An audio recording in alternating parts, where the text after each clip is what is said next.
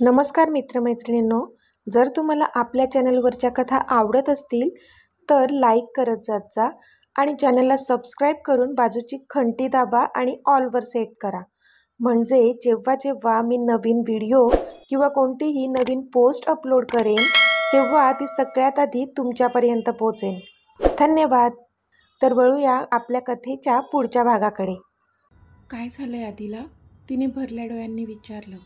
ताप होता, 103 पर्यंत गेला होता. स्ट्रेस आहे त्याला काहीतरी, डॉक्टर बोलले. परी बोलली तशी युवीच्या डोळ्यांतून खळकन अश्रूचा एक थेंब खाली पडला. मी नंतर बोलते तुझ्याशी, युवी बोलली आणि तिने फोन कट केला. तिने पटकन आधीचा नंबर डायल केला आणि आता धडधडत्या हृदयाने त्याने फोन उचलण्याची वाट पाहू लागली ती. आता पुढे. इथे आधी मागे बेडला टेकून पडून होता, पण त्याला झोप ती लागत नव्हतीच. फक्त वर छताकडे एकटक बघत होता तो. तोच त्याच्या फोनची रिंग वाजली तसं त्याने त्याचा फोन हातात घेतला. पण फोनवरचं नाव पाहूनच त्याचे श्वास वाढले. स्वीटी कॉलिंग येत होतं. त्याने एकदा डोळे गच्च मिटले आणि फोन सायलेंट करून बाजूला ठेवला. त्याला कितीही वाटत असलं तरी आता तिच्याशी काही बोलायचं नव्हतं त्याला, कारण जे बोलायचं होतं ते सगळं बोलून झालं होतं. तिला समजावूनसुद्धा झालं होतं, पण तिने त्याला समजून घेतलंच नव्हतं. इथे त्याने फोन उचलला नसल्यामुळे ती कमालीची अस्वस्थ झाली होती. तिला आता त्याची तब्येत कशी आहे हे जाणून घ्यायचं होतं, पण तो फोन घेत नव्हता. तिने पुन्हा त्याचा नंबर डायल केला, पण नव्हताच घेतला त्याने फोन. तिला वाटलं तो झोपला असेल, पण नाही, तो जागा असूनसुद्धा तिचा कॉल घेत नव्हता. पण हे तिला माहीत नव्हतं, म्हणून तिने पुन्हा त्याला कॉल केला. पण ह्यावेळी मात्र त्याने तिचा कॉल कट केला. तशी ती सुन्न झाली. तिच्या डोळ्यांतून अश्रू बाहेर आले. ती आता समजून चुकली होती की तो आपल्याला अवॉइड करतोय, पण ह्याला कारणीभूत पण आपणच आहोत, माहीत होतं तिला. पण सध्या ह्या क्षणी तिला त्याच्या तब्येतीची काळजी वाटत होती, म्हणून तिने त्याला मेसेज केला. हाय आदी, प्लीज रिसीव द कॉल. मला बोलायचं आहे तुझ्याशी, प्लीज. मेसेज डिलिव्हर होऊनही त्याचा काहीच रिप्लाय आला नाही. तसा तिने पुन्हा मेसेज केला. आदी प्लीज उचलणारे फोन, मला बोलायचं आहे तुझ्याशी. पण नाही, त्याचा नो रिप्लाय. आता तर त्याने मेसेज वाचूनही ते इग्नोर केलं होतं, म्हणून तिला वाईट वाटलं. तिचा आधीचा आदी असता तर तिच्या एका मेसेजवर तिला 10 मेसेज पाठवले असते त्याने, पण आत्ता मात्र तिच्या कोणत्याच मेसेजला रिप्लाय करत नव्हता तो. तिला माहीत होतं तिच्यामुळेच तो हर्ट झाला आहे आणि त्याच गोष्टीचं स्ट्रेस त्याला आलेला आहे, म्हणून अजूनही तिला वाईट वाटू लागलं होतं. बरं, नको घेऊ फोन, पण तब्येत कशी आहे आता एवढं तरी सांगशील प्लीज? तू कसा आहेस? मला काळजी वाटते तुझी. प्लीज दे ना काहीतरी रिप्लाय. तिने पुन्हा त्याला मेसेज केला होता. ती आता अगतिक झाली होती, पण ह्यावेळी मात्र तो मेसेज डिलिव्हर झालाच नाही. तिने वाट पाहिली, पण बराच वेळ होऊनही तो मेसेज डिलिव्हर झालाच नव्हता आणि पुन्हा एकदा ती हतबल झाली, कारण तिला कळलं होतं की आता त्याने त्याचा फोनच स्विच ऑफ केला होता. तिला आता खूप जोरजोरात रडावंसं वाटत होतं आणि तशी तिने स्वतःचं तोंड पुन्हा त्या उशीमध्ये खुपसलं आणि रडू लागली ती. आपण घेतलेला निर्णय चुकीचा आहे हे तिला माहीत होतं, पण सध्या काहीच करू शकत नव्हती ती. इथे आधीने पण फोन स्विच ऑफ करून बाजूला ठेवून दिला होता. तिच्या कोणत्याच गोष्टीत आता आपण इंटरफेअर करायचं नाही असं ठरवलं होतं त्याने स्वतःशीच, म्हणून दूर करत होता तो तिला स्वतःपासून. पण हे सगळं अजिबात सोपं नव्हतं त्याच्यासाठी. तिला दुखवून तो पण ठीक नव्हताच. त्याच्या डोळ्यांना पण धारा लागल्या होत्या, पण तरी मनावर दगड ठेवून त्याने फोन बंद केला होता आणि झोपण्याचा प्रयत्न करू लागला होता तो. सकाळ झाली होती. युविकाला जाग आली.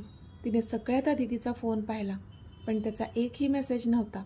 तसं पुन्हा तिचं तोंड पडलं. ती तशीच उठली आणि बेडवरून खाली उतरू लागली, पण अचानक तिला चक्कर आल्यासारखं वाटलं. तशी ती तिकडेच बसून राहिली. अरे यार, काय होतंय मला? चक्कर काय येत आहे? ती स्वतःशीच बोलली. तसं तिला आठवलं की कालच्या दिवसात तिने काहीच खाल्लं नव्हतं. सकाळी आधीला नको नको ते बोलल्यामुळे दुपारी ती जेवलीच नव्हती आणि रात्री त्याने कॉल न घेतल्यामुळे आणि मेसेजला पण कोणताच रिप्लाय न दिल्यामुळे ती रात्रीसुद्धा जेवली नव्हती आणि आता पोटात काहीच नसल्यामुळे तिला चक्कर येत होती. शिवाय कालपासून घेतलेला स्ट्रेस होता तो वेगळा. ती मग तशीच बेडवर बसून राहिली. थोड्याच वेळात मिहिका हातात नाश्त्याची प्लेट घेऊन आली. तिने पाहिलं तर युविका अंगाची गुंडाळी करून बेडवर पडून राहिली होती. तिला तसं पाहूनच मिहिका घाबरली आणि ती पटकन युवीजवळ आली. हे ताई, तू ठीक आहेस ना? मिहिकाने विचारलं. तसे युवीने हळूहळू डोळे उघडले. ताई, काय झाले तुला?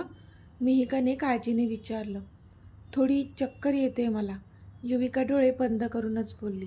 पण तिची तशी अवस्था बघूनच मिहिका घाबरली आणि तिने जोराने सुमनताईंना हाक मारली.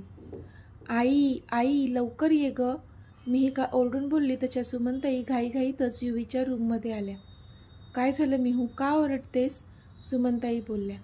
आई, ताईला बघ काय झालंय, मिहिका बोलली तसं सुमनताईंनी युवीकडे पाहिलं. युवी, काय झालं बाळा? तू अशी डोळे बंद करून का आहेस? सुमनताई तिच्या बाजूला बसल्या आणि तिच्या डोक्यावरून हात फिरवू लागल्या. पण तिने लगेच त्यांचा हात आपल्या डोक्यावरून काढून टाकला. तसा सुमनताईंचा चेहरा पडला. आई, ताईला चक्कर येते, मिहिका बोलली. चक्कर येते? अशी कशी चक्कर येते? मी डॉक्टरला फोन करून बोलावून घेते, सुमनताई काळजीने बोलल्या. मी उपाशी असल्यामुळे चक्कर येते. काहीतरी खाल्लं तर बरं वाटेल मला, डॉक्टर नको, युविका कशीबशी बोलली. पण डॉक्टरला पण येऊ दे आणि चेक करू दे, कळेल आपल्याला की तुला काय झालंय, सुमनताई बोलल्या. कशाला? डॉक्टर कशाला हवाय? तुम्हाला माहीत नाही का मला काय झालं आहे ते? युविकाने चिडून तिच्या आईकडे पाहून विचारलं. तशा सुमनताई गप्प झाल्या. पण ताई, मिहिका बोलतच होती की युवीने तिला अडवलं. मिहू, आण तो नाश्ता, मी करते. थोडं खाल्लं तर वाटेल मला बरं, तू काळजी नको करू, युविका बोलली. तसं मिहूने तिच्या हातात ती पोह्यांची प्लेट सरकवली. युविका बळजबरीनेच तो नाश्ता करत होती. कालच्या दिवसात जे जे घडलं होतं त्यामुळे तिचं खाण्यातच काय कशातच मन लागत नव्हतं. पण आता शरीरालाच गरज आहे म्हणताना वाटत नसलं तरी ते अन्न शरीराला पुरवत होती ती. बाकी तिच्या मनाची जी अवस्था आत्ता होती ती कोणीच समजून घेऊ शकत नव्हतं. युविकाला असं पटापट खाताना पाहून सुमनताईंना पण कसंसच झालं. शेवटी त्या पण एक आई होत्या, त्यांना तिची काळजी वाटत होती. भूतकाळात त्यांच्यासोबत जे घडलं होतं ते तिच्या नशिबी येऊ नये एवढंच त्यांना वाटत होतं. म्हणून आत्ता कठोर बनत होत्या त्या तिच्यासमोर. पण सध्याच्या परिस्थितीत त्या फक्त एकच बाजू बघत होत्या आणि नाण्याची दुसरी बाजू मात्र त्यांच्या नजरेस पडत नव्हती, किंबहुना त्यांना बघायचीच नव्हती, जी खरी होती. तिला तसं बघून वाईटच वाटलं. पण त्या तिला काही बोलणार त्याआधीच त्यांचा फोन वाजला. आकांक्षांचा कॉल होता. हॅलो वंस, सुमनताई बोलल्या. हॅलो सुमन, कशी आहेस? आकांक्षांनी विचारलं. मी बरी आहे. आणि तिथे कसे आहेत सर्व? सुमनताईंनी विचारलं. इथे पण सगळे छान आहेत. आमची सुनबाई कुठे आहे? कॉल घेत नाही आहे ती माझा, आकांक्षांनी विचारलं. तसं सुमनताईंनी एकदा युवीकडे पाहिलं, पण तिच्या चेहऱ्यावर काहीच एक्सप्रेशन्स नव्हते. युवी आहे ना इथेच, कदाचित फोन पाहिला नसेल तिने, सुमनताई युवीकडे पाहून बोलल्या. तसं आपलं नाव ऐकून युवीने एकदा त्यांच्याकडे पाहिलं. बरं, दे ना तिला फोन, आकांक्षा बोलल्या. तसं सुमनताई कडकडल्या. नाही, ती नाही आहे इथे, म्हणजे आता आंघोळीला गेली आहे, सुमनताई खोटंच बोलल्या. कारण आता युविकाची बोलण्याची अजिबात अवस्था नव्हती हे कळत होतं त्यांना. आणि तिचा आवाज ऐकूनच आकांक्षांना लगेचच कळलं असतं की तिची तब्येत ठीक नाही आहे. युविकाने मात्र त्यावर नकारार्थी मान हलवली आणि ती तिचा नाश्ता करू लागली. हो का, असू दे, मी नंतर बोलेल तिच्याशी. बरं सुमन, मी तुला अशासाठी कॉल केलेला की उद्या युविकाला तू इथे घरी पाठवशील का, आकांक्षांनी विचारलं. तशा सुमनताई शॉक झाल्या. पण वंस, आता फक्त 3 दिवस राहिलेत, पुढच्या आठवड्यात तर लग्न आहे ना, सुमनताई बोलल्या. पण लग्न ऐकून इथे युविकाच्या हातातला चमचा जागीच थांबला. हो, कळतंय मला, पण काय आहे ना, तिचं ऑफिसचं काही पेंडिंग काम आहे जे की पूर्ण करायचं आहे. ती यश भाऊजींना असिस्ट करते ना, तिच्याशिवाय त्या प्रोजेक्टवर दुसरं कोणीच नाही आहे, म्हणून तिलाच ते कंप्लीट करावं लागेल. काल यश भाऊजींनीच मला तुझ्याशी बोलून तिला इथे पाठवून द्यायला सांगितलं आहे. आणि अजून एक म्हणजे आम्ही घरी सगळ्यांनी चर्चा केली. सगळ्यांचं म्हणणं आहे की पुणे करण्यापेक्षा इथे मुंबईतच लग्न पार पाडले तर बरं होईल, दगदग पण होणार नाही. आपण मोठा हॉल घेऊ आणि तिथेच सगळ्या विधी आणि फंक्शन्स पार पाडू. म्हणजे बघ, तुम्हाला पटतंय का? एकदा युविकाला पण विचारून बघ, तिची काय इच्छा आहे. आपण तसंच करू मग, आकांक्षा बोलल्या. पण सुमनताईंना हा मोठा धक्का होता. कारण लग्नाआधी तिला युविकाला त्या घरात पाठवायचं नव्हतंच. पुन्हा एकदा आदित्यच्या जवळ तिला जाऊ द्यायचंच नव्हतं त्यांना. बरं, मी विचार करते. एकदा युवीशी पण बोलते आणि मग कळवते तुम्हाला, सुमनताई बोलल्या. चालेल, चल ठेवते हां. असं बोलून आकांक्षांनी फोन कट केला. आज तू काय म्हणत होती आई? मेहकाने विचारलं. तसं सुमनताईंनी एकदा युवीकडे पाहिलं. युवीने पण त्यांच्याकडे पाहिलं. तुला उद्या मुंबईला बोलावलं आहे. ऑफिसचं काम आहे पेंडिंग तुझं, जे पूर्ण करायचं आहे, सुमनताई बोलल्या. पण त्यावर युविकाची काहीच रिॲक्शन नव्हती. आणि अजून एक, वंस म्हणत होत्या की लग्नाच्या सगळ्या विधी आणि फंक्शन्स आपण तिथेच मुंबईत करूयात. एक कंबाईन हॉल घेऊन एकत्र सगळे फंक्शन्स होतील, म्हणजे आपली दगदग होणार नाही. म्हणून हा एक ऑप्शन त्यांनी सुचवला आहे. तुला विचारायला सांगितलंय, तुझी काय इच्छा आहे? मला हे अजिबात मान्य नाही आहे. तू लग्नाच्या आधी तिथे जाऊ नये हे माझं स्पष्ट मत आहे, सुमनताई बोलल्या. तिला लग्नाआधी तिथे पाठवून रिस्क घ्यायची नव्हतीच त्यांना. पण इथे युविका मात्र गहन विचार करू लागली होती. मी लगेचच वंसांना फोन करून आपला नकार कळवते. लग्नाच्या सगळ्या विधी आणि फंक्शन्स इथे पुण्यात आपल्याच घरी होतील, सुमनताई बोलल्या. पण मला मान्य नाही. युविकाचा आवाज आला तसा सुमनताईंनी हातात घेतलेला फोन खाली ठेवला आणि तिच्याकडे पाहू लागल्या त्या. हो आई, आज तुला कळव की आपण उद्या मुंबईला येतो आणि आपल्याला त्यांचा प्रपोजल मान्य आहे. लग्न मुंबईत होईल, युविका बोलली. तशा सुमनताई तिच्याकडे पाहतच राहिल्या. खरं तर तिथे जाऊन युविकाला स्वतःलासुद्धा तिच्या भावनांना खतपाणी घालायचं नव्हतंच. पण कालपासून आधी तिच्या कोणत्याच कॉलला किंवा मेसेजला रिप्लाय करत नव्हता आणि तो आता कसा असेल हे जाणून घ्यायचंच होतं तिला. नाहीतर आपली ही अस्वस्थता नव्हती मिटणार माहीत होतं तिला.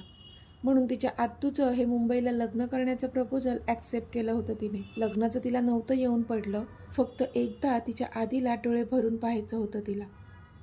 युवी, काहीही बोलू नकोस, आपण मुंबईला नाही जात आहोत, सुमनताई चिडून बोलल्या. मी जाणार आहे, यश अंकलला माझी गरज आहे, युविका बोलली. मग ते काम संपवून परत ये ना. लग्न का तिथे करायचं आहे तुला, सुमनताईंनी विचारलं. तुझ्या मर्जीने करते ना मी लग्न अक्षयशी. मग एक गोष्ट तरी माझ्या मनासारखी होऊ देत. तुला वचन दिलंय मी आणि ते पूर्णपणे पाळेन, काळजी नको करू, युविका बोलली. तशा मात्र सुमनताई काहीच बोलल्या नाही. त्यांच्याकडे बोलायला काहीच नव्हतं. इथे आधी उठला होता. त्याचं आवरून तो बेडवर बसला होता. अजून थोडा वीकनेस होता म्हणून तो बाहेर पडलाच नव्हता. स्वतःचा नाश्ता करून त्याने औषधं घेतली होती. पण आता त्याचं लक्ष सतत त्याच्या फोनवर जात होतं, ज्यावर तिचे मिस कॉल्स आणि मेसेजेस पडले होते. खूप वाटत होतं त्याला की तिला कॉल करावा, पण खूप प्रकर्षाने स्वतःला अडवत होता तो, तिच्यापासून स्वतःला डिस्ट्रॅक्ट करण्यासाठी. शेवटी डोळे मिटले आणि तसाच पडून राहिला तो. आई, तुम्ही बोलल्या का आधीशी, आकांक्षांनी विचारलं. कशाबद्दल बोलतेस तू, आजींनी विचारलं. मयुरीबद्दल आई, आकांक्षा बोलल्या. तसा आजींनी एक सुस्कारा सोडला. आकांक्षा, तू बघतेस ना, आधीला ताप आहे कालपासून. ह्या अशा परिस्थितीत कसं बोलू मी त्याच्याशी, आजी बोलल्या. खरं तर काल आधीने जे पण सांगितलं होतं त्यानंतर आजींना पुन्हा त्याला कोणतंच दुःख द्यायचं नव्हतं. कारण आज तो कोणत्या परिस्थितीतून जात आहे ह्याची कल्पना बाकी कोणालाच नसली तरी आजींना होती. त्यांना पण खूप वाईट वाटत होतं त्याच्यासाठी, पण त्याने सांगितल्याशिवाय त्या काहीच करू शकणार नव्हत्या. आई, आज नको, पण उद्या किंवा परवा जेव्हा आधीला बरं वाटेल तेव्हा विचारा ना त्याला. जर खरंच त्याचा जीव असेल आपल्या मयूमध्ये तर चांगलंच आहे ना, आकांक्षा बोलल्या. पण आजींनी मात्र नकारार्थी मान हलवली. कारण मयूबद्दल त्याने कधीच असा विचार केलाच नव्हता हे माहीत होतं त्यांना. आणि त्याचा जीव कोणामध्ये अडकला आहे हे पण त्यांना चांगलंच माहीत होतं.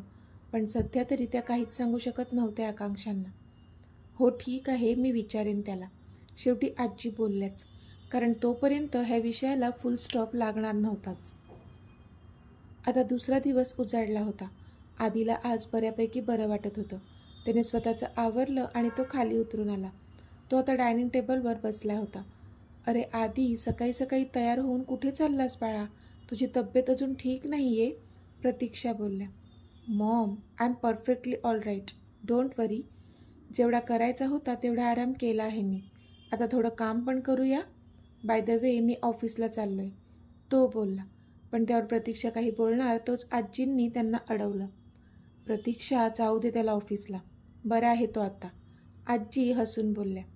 त्यांना वाटत होतं की त्याने ऑफिसला जावं, कारण घरी बसून उलट तो जास्तच विचार करत बसेल आणि टेन्शन घेत राहील.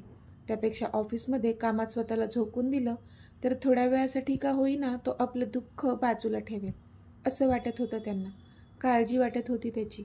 मॉम वाढ लवकर, नाहीतर नाश्ता न करताच निघतो मी, आधी बोलला तशा प्रतीक्षा गडबडल्या. नाही नाही थांब बरे, वाढते ना मी, प्रतीक्षा घाईघाईत बोलल्या आणि त्याला नाश्ता सर्व करू लागल्या तसा तो गालात हसला. त्याच्या मॉमला असणारी त्याच्याबद्दलची काळजी कळत होती त्याला. आता त्याचा नाश्ता करून झाला होता. ओके सी यू, तो बोलला आणि बाहेर निघून गेला. त्याने गाडी स्टार्ट केली आणि निघाला तो. सगळ्यांना ऑफिसला जातोय असं त्याने सांगितलं होतं खरं, पण आता तो ऑफिसला जाणार नव्हताच. त्याने गाडीच्या मॅपवर दिव्याच्या घराचं लोकेशन सेट केलं होतं आणि आता त्याची गाडी दिव्याच्या घराच्या दिशेने निघाली होती. इथे युविका आणि मिहिकासुद्धा मुंबईच्या दिशेने निघाल्या होत्या. युविकाने सांगितल्याप्रमाणे सुमनताईंनी आकांक्षांना कळवलं होतं, पण त्यांचं अजिबात मन नव्हतं तिथे इतक्या लवकर युविकाला पाठवण्याचं. पण इनामदार ग्रुपचं ऑफिसचं पेंडिंग काम असल्यामुळे तिला इतक्या लवकर त्यांना पाठवावं लागलं होतं. त्यांच्या ऑफिसचं काम सोडून पण त्यांना स्वतःला इतक्या लवकर जाता येणार नव्हतं, म्हणून त्यांनी सोबत मिहिकाला पाठवलं होतं, जेणेकरून मिहिका तिच्यावर लक्ष ठेवेल. आता त्यांची कार इनामदार विलाच्या आत शिरली होती आणि युविका सैरभैर झाली होती, कारण तिला आता तिच्या आधीला भेटायचं होतं, त्याला एकदा पाहायचं होतं. तर मित्रमैत्रिणींनो, आजचा भाग तुम्हाला कसा वाटला ते मला कमेंटमध्ये सांगा आणि जर आवडला असेल तर व्हिडिओला लाईक करा, शेअर करा आणि चॅनलला सबस्क्राईब करून बाजूची घंटी नक्की दाबा. चला तर भेटूया आपल्या पुढच्या भागात. तोपर्यंत धन्यवाद.